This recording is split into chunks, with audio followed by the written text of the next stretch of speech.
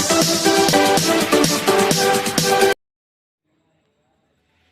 guys, মোৰ নতুন এটি ভিডিঅ'লৈ পুনৰবাৰ স্বাগতম জনাইছো।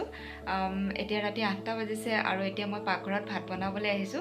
বহুত দিন হ'ল আপোনালোকক পাকঘৰৰ পৰা ভিডিঅ' দিয়া হোৱা নাই, সেইকাৰণে ভাবিলো আজি এটা পাকঘৰৰ পৰা ভিডিঅ' দিওঁ। বিশেষ একো নাই, সিম্পল কিবা বনাম মই। দাইল বনাম, দাইলৰ লগত অমিতা দিম আৰু নতুনকৈ যিহেতু মূলা শাক ওলাইছে, মূলা শাক খাব মন গ'ল, সেইকাৰণে মূলা শাক লৈ আহিছো। মূলা শাক ভাজিম আলু দি পেলাই, সিমানখিনিয়ে, বিশেষ একো নাই, সিম্পল। আৰু মই অমিতা প্ৰায় খায়ে থাকোঁ, কাৰণ অমিতাটো পেটৰ কাৰণে বহুত বেছি ভাল, আপোনালোক সকলোৱে জানে। আৰু যিসকলৰ লেট্ৰিনৰ প্ৰব্লেম আছে তেওঁলোকেতো অমিতা খাবই লাগে, আৰু মোৰো তেনেধৰণে অলপ চলপ লেট্ৰিনৰ প্ৰব্লেম আছে, সেইকাৰণে মই মাজে মাজে অমিতা খাই থাকোঁ। কেতিয়াবা খাৰ দি পেলাই অমিতা বনাই খাওঁ আৰু কেতিয়াবা দাইলত দি পেলাই বনাই খাওঁ। তেনেধৰণে আজিও দাইলত দি অমিতা বনাই খাম বুলি ভাবিলোঁ, সেইকাৰণে দাইলৰ লগত অমিতা দি পেলাই বইল কৰিম। দাইলখিনি বইল কৰি পেলাই তেল মাৰি দিম আৰু মূলা শাকখিনি আলু দি পেলাই ভাজিম। বাছ ইমানখিনি, চিম্পল। এতিয়া মই ৰন্ধা বঢ়া আৰম্ভ কৰোঁ, আপোনালোকে সম্পূৰ্ণ ভিডিঅ'টো চাই থাকক। Bye bye. এয়া মূলা শাক আনি থৈছোঁ, এইখিনি মূলা শাকখিনি ধুই পেলাই কাটি মেলি লওঁ মই। আৰু এইপিনে অমিতাটো গোটেইটো নিদিওঁ মই, ইয়াৰ পৰা আধা দিম। দাইলত গোটেইটো দিলে বেয়া লাগিব, বেছি হৈ যাব, সেইকাৰণে আধা দিম।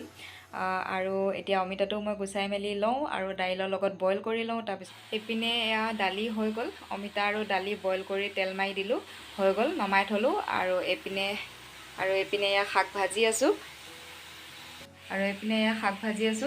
আৰু শাকখিনি যেতিয়া মই কাটি লৈছিলোঁ, একদম বহুত বেছি সৰহ যেন দেখিছিলোঁ, সেইটো কাৰণে মই আলু দিম বুলি ভাবিও আলু নিদিলোঁ।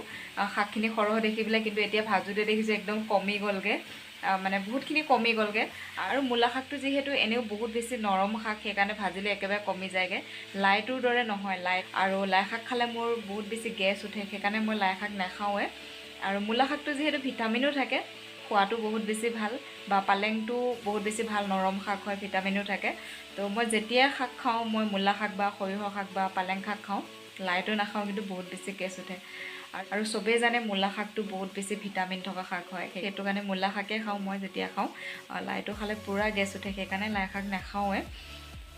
আৰু অমিতা, যাৰ লেট্ৰিন ক্লিয়াৰ নহয়, আপোনালোকে অমিতা খাব, ডক্টৰৰ ঔষধ খাবই নালাগে। অমিতা খালে পূৰা লেট্ৰিনটো ক্লিয়াৰ হয়, মই একদম প্ৰমাণ পাওঁ, সেইকাৰণে মই মাজে মাজে অমিতা খাই থাকোঁ। কেতিয়াবা খাৰ দি খাওঁ আৰু কেতিয়াবা দাইলত দি খাওঁ, মাজে মাজে খাই থাকোঁ। চ' এতিয়া বনাই মেলি লওঁ, তাৰপিছত খাবলৈ আৰম্ভ কৰোঁ। আৰু এতিয়া বনোৱা মেলা হৈ গ'ল, খাবলৈহে ৰেডি হ'ব লাগে।